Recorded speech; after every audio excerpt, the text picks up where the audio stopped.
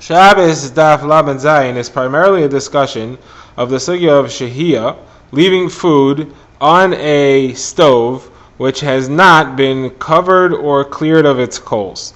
The Gemara will try to figure out what case our Mishnah was referring to as far as that issue. Was it referring to leaving food on the fire which is covered or cleared, or which is not covered or cleared?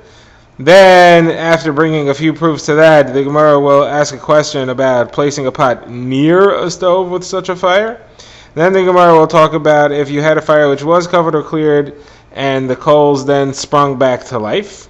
Then the Gemara will bring a number of opinions of various Amoraim and what they held about leaving food on the fire when it's not covered or cleared. There will be three different stages as to whether it is permitted. It could be that it's permitted only if it is partially cooked. It could be that it's permitted only if it's fully cooked. It could be that it's permitted only if it is fully cooked and it's not improving. So we will see all these opinions as we go through Daf Lamed Zayin. Before we get into the Gemara, let's briefly review the concepts of shehiyah and chazara. There are rabbinical prohibitions to have food on the fire over Shabbos, even if you placed it there before Shabbos. That is the prohibition of shehiyah. The concern there is that you may stoke the coals under the pot in order to make it cook faster. And the second problem is more severe, and that's called chazara, placing a pot of even fully cooked food on the fire on Shabbos. You may again stoke the coals, and also it appears as if you are cooking to the unlearned observer. Now, the device which may permit these is if the coals that you're placing or leaving the pot on are either shoveled out of the stove or they are covered with a layer of ash. So we were analyzing a Mishnah. The Mishnah had brought two machlokas in between Beis Hillel and Beis Shammai. One machlokas was clear.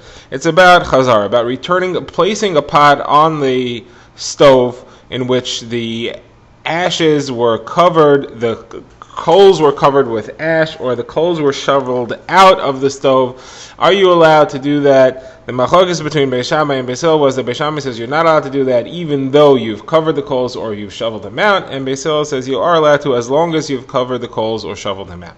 If you haven't done either of those, everybody agrees you cannot do that. So that's one machlokas. That's at the end of the Mishnah, actually. That one's clear. It's about placing a pot on the fire with covered or shoveled out coals. Now the other machlokas was a little bit more complex. That machlokas was regarding to shehiyah, leaving a pot on the fire which you placed there before Shabbos. And the machlokas was, are you allowed to do that with water only, or are you allowed to do that even with a pot of food? Beis Shammai said it only applies to water that you're allowed to do that, and Beis Hillel said that it applies even to a pot of food. But what was confusing about that is that the Gemara wasn't sure what that case was. When that machlokes about whether or not you're allowed to leave a pot of food on the fire from before Shabbos, is that talking about where the coals were shoveled or covered? And in the case where the coals were not shoveled or covered, everybody would agree that it's forbidden? Or was this machlokes in the case where the coals were not shoveled or covered, but in the case where they are shoveled or covered, everybody agrees that it's permitted? Meaning, it's definitely worse if the coals are not shoveled or covered. That is the one device which may permit this shehiyah, this leaving the food on the fire. The question is, in this worst case, the machlokes is, but in the lighter case where the coals are covered or shoveled, everybody agrees that it's mutter, or the machlokes is in the lighter case where it's covered or shoveled, but in the case where it's worse, where it's not covered or shoveled, there everybody agrees that it's forbidden. That is what we were trying to figure out as far as the Mishnah is concerned. And the Gemara here, we have already brought one proof, which we discussed yesterday, and that was rejected. The Gemara here brings two additional proofs to try to figure this out. So the Gemara's first proof here that we will discuss today comes from a statement of Rabbi Chalboy, who says that our Mishnah said that it is permitted to have a pot on the fire is only to put the pot on top of the stove. Remember, the stove in the days of Chazal was a device which was shaped kind of like a pot, or maybe it was rectangular. It had a fire burning in the bottom of it, and you could put the pot on top of the rim of it so that it was held above the fire. So Rav Chelby says that is the only circumstance in which we said that you're allowed to have a pot of food over the fire. But to put the pot of food actually in the stove, directly on the coals, that's forbidden. Now, the Gemara says, if this machlokes between Beis Hillel and Beis Shammai about when you're allowed to put the pot of food on the fire, when you're allowed to leave the pot of food on the fire, is referring to the stricter case where the coals are still there and they're not covered, I understand Rabbi Chelba. You can only put it on top, because if you put it in the coals, so then you're doing hatamana, you're coating the pot with coals on all sides, you're definitely going to come to stoke the coals at some point. The only place where anybody would say that that's permitted is if it's on top of the stove, not inside the stove. I can understand that. However, if you're going to go with the other approach, that the machlokes between Beis Hillel and Beis Shammai is in the lighter case where there's no coals, but in the case where there are coals and they're not covered, everybody agrees it's usher, so then Rabbi Chelba must be talking about the case where the coals are either shoveled out or covered. So then what does it make a difference if it's on top of the stove or if it's in the coals inside the stove? It's all the same. Either way, they're covered or they're shoveled. There will be no stoking of the coals to discuss. So it must be that we see from Rechaba that the Mishnah's case, where there's a machlokes between Beis Shammai and Beis Hillel, about Shehiyah was in the stricter case where the coals are there and they're not covered. So the Gemara rejects this. The Gemara says this is not what Reb Chab was referring to at all. He wasn't talking about Shehiyah. He wasn't talking about we are leaving it on the fire. He was talking about the other machlokes between Beis Hillel and Beis Shammai. Are you allowed to place coals? Are you allowed to place a pot of food on the fire, on the heat source, on Shabbos or not? And in that dispute, Beis Hillel had held that you are allowed to do that. So on that, Rabbi Chelba said that's only if you're placing it on top of the stove. You cannot place it in the stove directly among the coals. The reason is because there it's much hotter, and it really looks like that you're placing the pot of food in the coals to cook it. It looks much more closely resembles cooking on Shabbos, which is the problem which we said exists only in the case of placing food on the fire. Okay, now the Gemara brings a second proof to try to figure out again our question of where was this machlokes between Beis Shammai and Beis Hillel about leaving a pot of food on the fire. Was it in the stricter case where the coals were still there and they're not covered, but in the other case everybody agrees that it's permitted, or is it in the lighter case but in the stricter case everybody agrees that it's forbidden? So the Gemara tries to resolve this by quoting another brisa, which has actually two different versions of what our entire Mishnah, the entire conversation with the two machlokes between Beis Shammai and Beis Hillel, this brisa has two versions of that. It has Rabbi Yehuda's version of it and Rabbi Meir's version of it. Now, Rabbi Yehuda's version of it runs as follows. It says that there is one machlokes between Beis Shammai and Beis Hillel about placing a pot on the fire. That machlokes is in the case where the coals were covered or shoveled. In the case where they're not covered or shoveled, there is no way anybody would ever permit that. That's very similar to our Mishnah. That's in fact the same as our Mishnah. And now, Rabbi Yehuda further says, there's a machlokes between Beis Shammai and Beis Hillel about leaving a pot of food on the fire which you placed here before Shabbos. That machlokes is in the case where the coals were covered and cleared. And there's a machlokes between Beis Shammai and Beis Hillel. Are you allowed to leave a pot of food? Water, everybody agrees you're allowed to. Food is a problem. So this machlokes, this version of the discussion between Beis Shammai and Beis Hillel matches exactly to our Mishnah if you understand that the machlokes was in the lighter scenario of where the coals are covered or shoveled out. Now, the second opinion, it's actually brought first in the brisa, is that of Rabbi Meir, and he understands the two machlokes of Beis Hillel and Beis Shammai vastly differently. He says, first of all, as far as placing a pot on the fire, there's no machlokes. Everybody agrees you're not allowed to place a pot on the fire under any circumstances. Covered, uncovered, shoveled, unshoveled, doesn't matter. You can't not place a pot there at all. Now, as far as leaving a pot on the fire that you placed there before Shabbos, definitely nobody would ever say that you're allowed to do that if you haven't cleared or covered the coals. The only situation in which any machlokes says Rabbi Meir is leaving a pot of food on the fire where the coals are covered or cleared. In that case, water is machlokes. Rabbi Beis Shammai says it's not permitted. And Basil says, no, you're allowed to put water, but you're not allowed to put a pot of cooked food. So according to Rabbi Meir, the only machlokus is leaving a pot on the fire from before Shabbos, of water where the stove is cleared. In any other circumstance, there's no machlokus according to him. So now the Gemara asks the obvious proof. The Gemara says, Rabbi Yehuda's version fits with our understanding of the Mishnah if you say that the machlokus was in the lighter case of where everything is cleared. Rabbi Meir's version doesn't fit with anybody under any circumstances. So that must be a clear proof that our Mishnah is talking about this scenario where the machlokus about shehiyah was where the stove is covered or shoveled out, and it matches Rabbi Yehuda because Rabbi Yehuda is the author of our Mishnah. Otherwise, the Mishnah doesn't fit with anybody. If you say the other understanding of what our machlokus and our Mishnah is, that it's in the case where the coals are not covered and they're not shoveled out, that's where there is a machlokus about shehiyah, leaving a pot on the fire. That doesn't fit with Rabbi Yehuda, because Rabbi Yehuda says that's not where that machlokus is, and doesn't fit with Rabbi Meir, because Rabbi Meir says that that whole machlokus is, first of all, is only about water. Second of all, it's only in the case of cleared or shoveled, and additionally it doesn't fit because he says that there is no machlokes at all about chazara, but our Mishnah says that there is.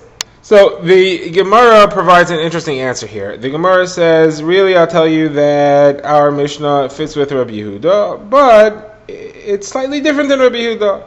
It agrees with Rabbi Yehuda that there is a machlokes about placing a pot of food on the fire. Right? Rabbi Meir said that there is no machlokes. Rabbi Yehuda says there is. Our Mishnah agrees with that, and that's why you see that in our Mishnah. However, it disagrees with Rabbi Yehuda as to what case the machlokes about leaving a pot of food on the fire was. Rabbi Yehuda said that machlokes was in the case where it's cleared or covered, and our Mishnah says no. The case of cleared or covered is not a machlokes at all.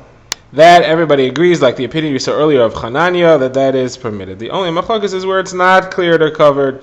That's where we have machlokes. So our Mishnah kind of fits with Rabbi Yehuda, but just argues about this small point, which is our issue. Gemara now asks a question and tries to resolve it with two potential proofs, one of which will be from the Brisa about Rabbi Yehuda and Rabbi Meir that we just quoted.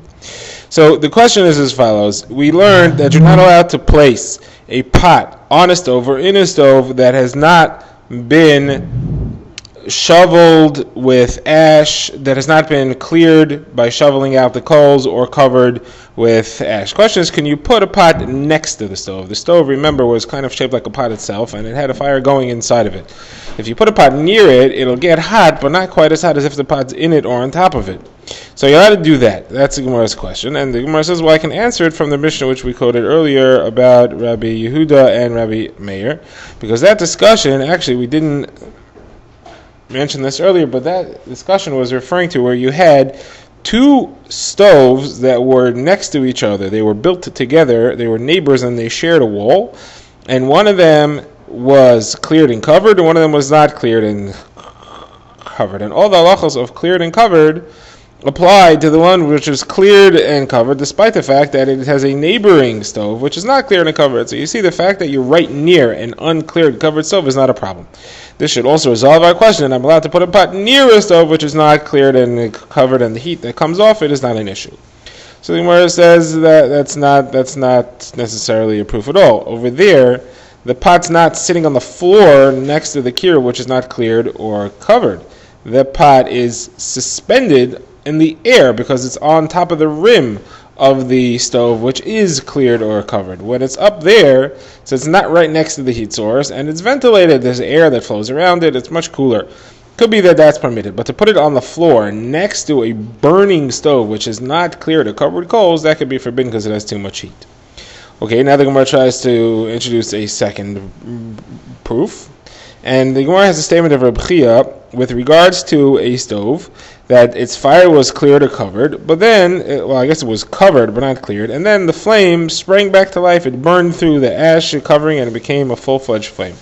And Reb Chia rules that you are allowed to consider it as a cleared or covered flame completely. You don't have to worry about the fact that it came back to life, and he says you're allowed to put a pot near it, you're allowed to put a pot on top of it, you're allowed to take the pot off it, and you're allowed to put the pot back on it. So one of these things is it clearly said you're allowed to put a pot near it, but it's specifically referring to a stove that you cleared or covered. Even though the flame sprang back to life, that's not an issue, but it's got to be that it was cleared or covered. You see that if it wasn't cleared or covered, it would be forbidden.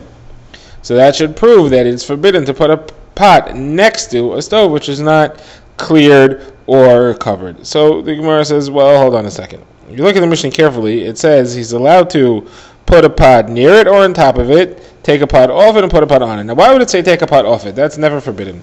The only reason it says to take a pot off is because it's an introduction to saying you're allowed to put the pot back on.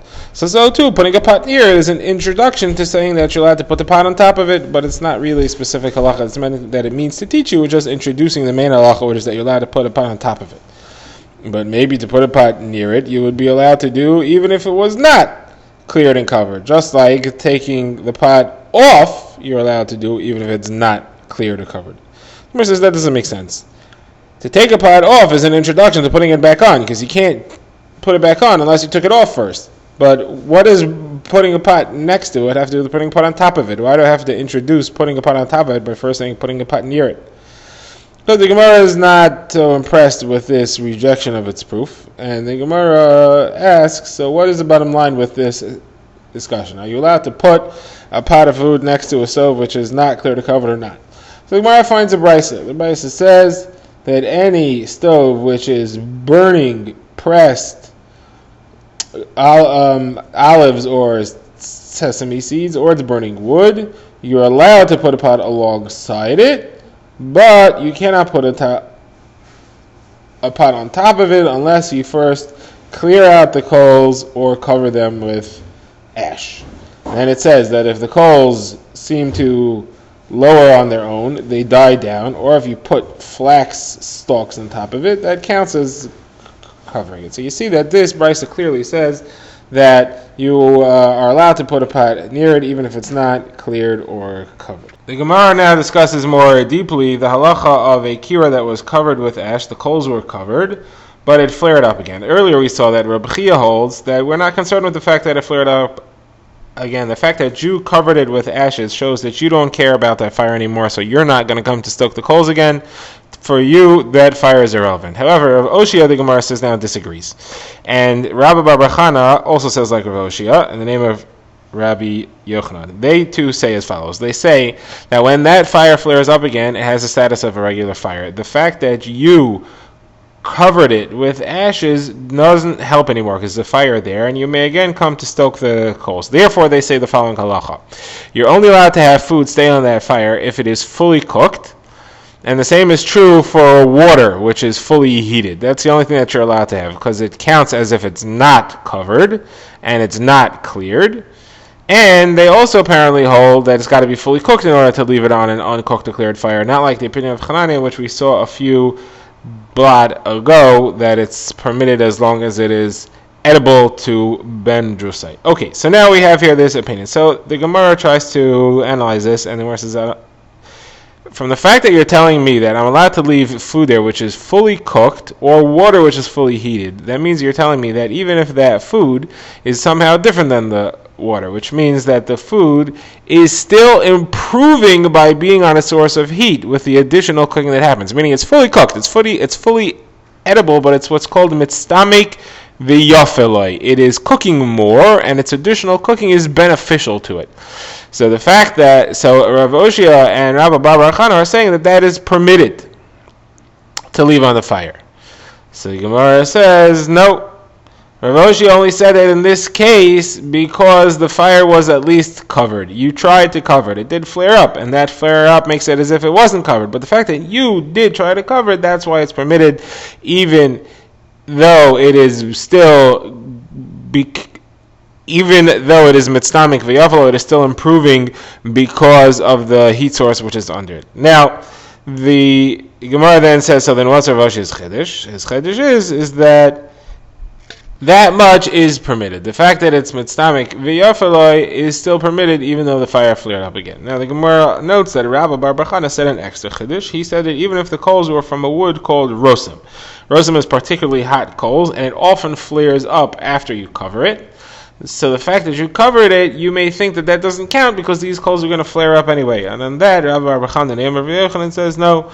The fact that you covered it indicates your disinterest in this fire, and therefore it is permitted to put food on it, at least if it is fully cooked, even though it is still improving. The Gemara earlier quoted the opinion of Rabbi Yochanan, who had said that you're not allowed to have anything on a fire of coals which is not covered or cleared unless it's fully cooked. That was Rabbi Bar Barchana's quote of Rabbi Yochanan. Now the Gemara notes that Rav Sheshes has a different version of Rabbi Yochanan's opinion, and Rav Sheshes says you are allowed to leave food on a fire which is neither cleared nor covered, as long as it is cooked to the level of Michael ben Jersoi, edible to someone. It doesn't have to be fully cooked. However, Rav Sheshes continues, to place something on the fire, meaning returning something to the fire, you cannot do unless it is fully cooked. So the Gemara says, thank you, Rav Sheshes.